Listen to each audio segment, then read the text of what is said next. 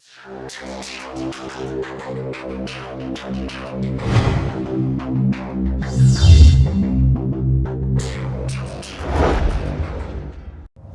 2021년 11월 29일 이정훈입니다.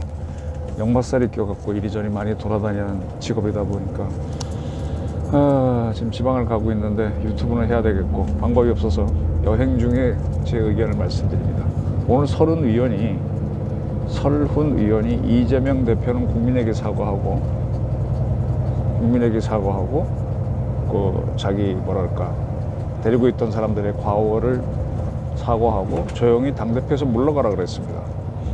이걸 보면서 민주당에도 사람이 없는 건 아니구나. 설훈 의원이 독특한 또 특징이 있지만 이거는 바르게 보고 있다라고 저는 생각합니다. 공산주의 수법 중에 통일전선 전술이라는 게 있습니다. 1919년 러시아가 공산혁명을 할 때 공산주의자는 소수파였어요. 근데 그들이 뭔가 이루고자 하니까 목표는 같은 집단이 있죠. 그런 사람들하고 일단 같이 모이는 겁니다. 그 통일된 전선을 만드는 거죠. 그 다음에 그걸 해서 그 안에서 자기들이 원하는 방향으로 계속 끌고 가는 게, 그래서 소수파가 다수파를 이기고 집권하는 거. 이거는 레닌도 사용했고 나중에 나치에서 히틀러도 사용해서 자기 원하는 대로 끌고 가는 그런 전술입니다. 아주 지극히 정치적인 방법이죠. 지금 이재명 대표는 우리나라 공당의 민주당의 대표입니다. 그럼 공당이라고 하는 거는 선거를 통해서 정치에 참여를 하는 거고 선거 결과를 인정을 해야 되는데, 이런 정당의 대표가 또 그 당의 의원들이 대통령 선거 결과를 부인하면서 어느 이상한 집단의 모임에 가서 윤석열 대통령을 탄핵해야 된다, 하야시켜야 된다, 이런 얘기를 툭툭 던지는 거는 기본적으로 우리 체제를 부정하는 겁니다.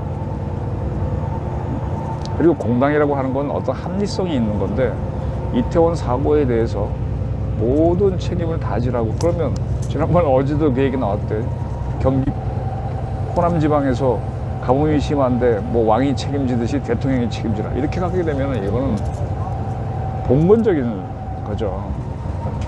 근데 왜 이런 주장을 하느냐?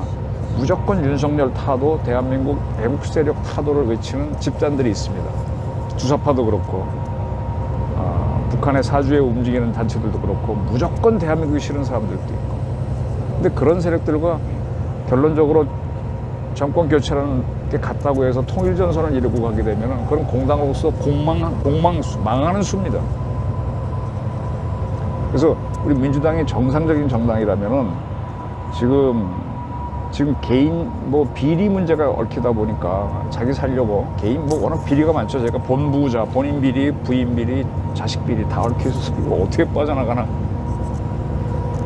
운동권 출신도 아닌 이재명 대표가 그런 대한민국을 부정하는 세력들하고 같이 통일전선 전술에 참여해서 가는데, 이렇게 가게 되면 좌파한테 휘둘립니다.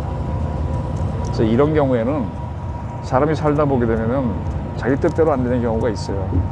그런 경우는 지는 순간이 올 때가 있습니다. 질 때는 져야 돼요. 잘 져야 돼요. 근데 그걸 역전시켜 보겠다고 자기와 목표가 같다는 쪽에 그냥 가가지고 하다 보면은 휘둘리게 되고 나중에 회한만 남습니다. 이게 항룡유해라고 하는 겁니다. 제가 가끔 이런저런 고전도 인용하고 하는데, 아유, 천하에 답답한 사람이 이재명 하나겠습니까? 그런 사람 세고 셌습니다. 다들 이렇게도 해보고 저렇게도 해보고 안 됐기 때문에 그건 하지 마라 라는 집된 지혜가 만들어져 있는데, 그런 걸 무시하고 이재명 대표는 공산주의식으로 통일전선 전술에 들어갔습니다. 근데 그런 통일전선 세력에서 다수파는 민주당입니다. 민주당이 결론적으로 좌파들한테 이용당하는 그런 꼴을 만들 겁니다. 더 큰 회한이 남을 겁니다.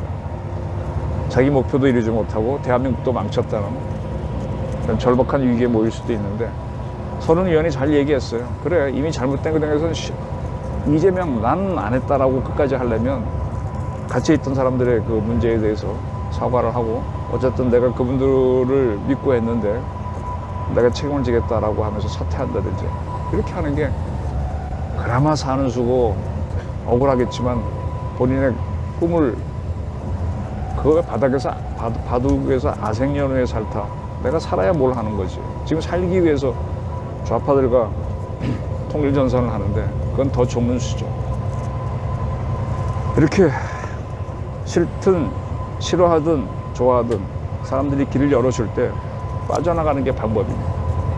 이미 김문기에 대해서 나는 모른다. 유한기 씨에 대해서 또 누구죠? 세상 떠난 분들에서 나는 모른다 그랬는데 이제 김영하고 정진상이는 모른다고 할 수가 없잖아요. 자기가 스스로 왼팔 오른팔이라고 그랬습니다. 근데 그 사람들이 걸려들었어요.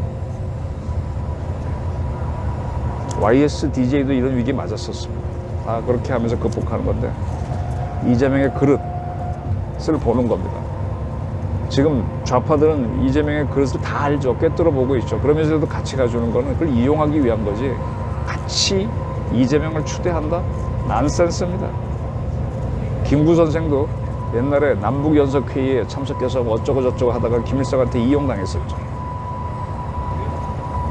조수왕 선생은 그걸 꿰뚫어보고 격렬히 김일성을 비난했었는데 김구 선생은 그걸 못하고 결론적으로는 슬프게 돌아가시게 되는 겁니다. 그때 서북청년단 안두희가 왜 그런 암살을 했는지 다 보이는 거죠. 역사 공부를 제대로 안 하면 지혜가 짧습니다. 서른 의원이 이재명 대표 살 길을 그나마 조금 열어줬습니다. 사과를 하고 조용히 물러나라. 이재명 받을까요? 때때는 어려운 상태에서 그거 받는 것도 능력입니다. 과거 전두환 전 대통령은 퇴임 이후에 본인이 뭐 상황처럼 이래재단을 만들어 어떻게 하겠다 어떻게 하다 그랬다가 50 청문회 열리고 광주 청문회 열리고 막 비난이 쏟아졌을 때 사과하려니까 연희동 자기 집 앞 골목에서 골목 성명으로 사과를 했습니다. 그리고 해인사로 내려갔고 그 이후로는 백담사로 갔습니다. 그거 쉬운 거 아닙니다. 박정희처럼 죽겠다 하고 붙는 사람, 끝까지 가는 사람도 있고, 그리고 박정희 대통령도 총 맞았을 때 뭐 이렇게 살려고 버둥거리지 않고 옆으로 쓰러지면서 오히려 그 옆에 있던 사람들이 오히려 살려고 버둥거린 모습을 보였었죠. 그런 담대한 박정희나 전두환 같은, 참 이재명이 보기에는 그렇게 반대한 세력이지만 그분들은 차라리 배우는 게 훨씬 나을 겁니다. 아무리 공을 세워도 지는 경우가 있는데 질 때는 수용해야 됩니다. 운명은 아무도 못 바꿉니다. 메멘토 모리. 너 또한 사라지리라. 너 또한 죽는다. 이거는 2000년 전에 로마인들도 알고 있던 진리입니다. 서른 의원이 길 열어줬을 때 떠나십시오. 경청해 주셔서 감사합니다.